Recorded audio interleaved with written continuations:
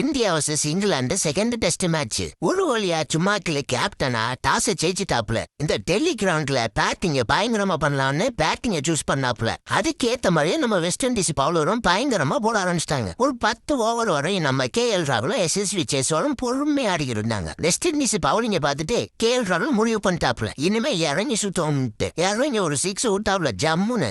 என்னடா அது புதுசா இருக்கு, 6 அடிக்க வேண்டிய நம்ம SSV ஜெய்ஸ்வால பொறுமையா ஆடி இருக்காரு. ஆனா நம்ம KL ராகுல் இறங்கி சுத்துறாப்லன்னு யோசிச்சுட்டு இருந்தோம். என்னடா இப்படி அடிக்க ஆரம்பிச்சிட்டாங்க. வெஸ்ட் இண்டீஸ் இருக்கிற எல்லா பாலோரையும் போட்டு ஒரு விக்கெட்டாவது எடுத்து போடுவாமான்னு ஒரு ஆசையில வாரிக்கனுக்கிட்ட பவுலிங்க கொடுக்குறாப்ல. சரி 2 பால் ஆடிட்டு 3வது பால் இறங்கி சுத்தையில அந்த ஒரு பால் மட்டும் திரும்பிடுச்சு. அப்புறம் என்ன KL ராகுல் அவுட் ஆயிட்டாப்ல.